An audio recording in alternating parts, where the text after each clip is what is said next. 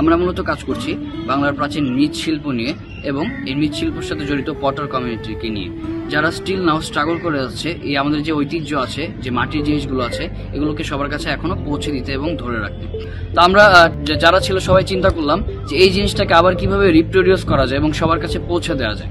আমরা সেভাবে কাজে লেগে পড়লাম। তাদেরকে আমরা বিভিন্ন রকমের কালার ট্রেনিং দিলাম এবং কালার ট্রেনিং দেওয়ার সাথে সাথে মাটির জিনিসের যে নতুন টেকনোলজিস আছে সেই টেকনোলজির সাথে সবাইকে পরিচয় করিয়ে দিলাম এবং আমরা একটা নতুন প্রোডাক্ট বাজারে আনতে সক্ষম হলাম। সেই সাথে তাদের যে পুরাতন প্রোডাক্টগুলো আছে সেগুলো নতুন করে কালার করে তাদের নিজস্ব যে ডিজাইন আছে সেই ডিজাইন সবার কাছে পৌঁছে দিতে চেষ্টা করলাম।